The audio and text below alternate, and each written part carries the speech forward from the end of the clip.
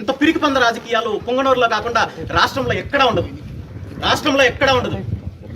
ఒకప్పుడు మా ఏరియాలో చెప్పుకుంటుంటారు, ఏది వైసీపీకి సంబంధించిన కొంతమంది అభిమానులు మావాడు పులి సింహం అని చెప్పుకుంటా ఉంటే నేను కూడా ఒకప్పుడు నిజం అనుకునేవాడిని. ఇంత పిరికి పంద అనేది మాత్రం తెలియదు. రాష్ట్రంలో ఇంత రామచంద్రారెడ్డి అంత పిరికి పంద ఎక్కడా ఉన్నాడు కాబట్టి మిమ్మల్ని అందరినీ ఇబ్బంది పెడుతున్నాడు, ప్రజల్ని ఇబ్బంది పెడుతున్నాడు.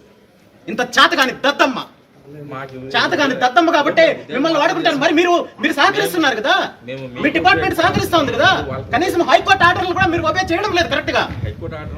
14వ తేదీ ఇమ్మీడియట్ ఆర్డర్ ఇవ్వమంటే మీరు ఇప్పుడు తీసుకొని ఎట్లా చేసినట్టు, మీరు ఎట్లా ఒబే చేసినట్టు?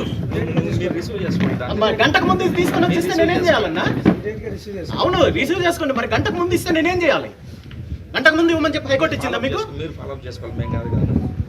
అంటే మేము ఆపేస్తాము, మేము మొత్తము ఇదేదో రామచంద్రారెడ్డి సామ్రాజ్యము ఆయన చెప్పింది మేము ఫాలో అవుతాము, మీరు చేసేది మీరు చేసుకోండి, మీరు కోర్టులకు పోండి, మీరు కోర్టుల చుట్టూ తిరగండి, మేము తప్పుడు కేసులు పెడతాము, మేము అన్ని రకాలుగా మేము ఇబ్బంది పెడతాము, మేము ఉన్నది మా డిపార్ట్మెంట్ ఉన్నది రామచంద్రారెడ్డి కోసం కానీ ప్రజల కోసం కాదంటారు మీరు. మరి ఇప్పుడు చేసింది ఏంటన్నా? ఇప్పుడు చేసింది ఏంటి? ఏముంది?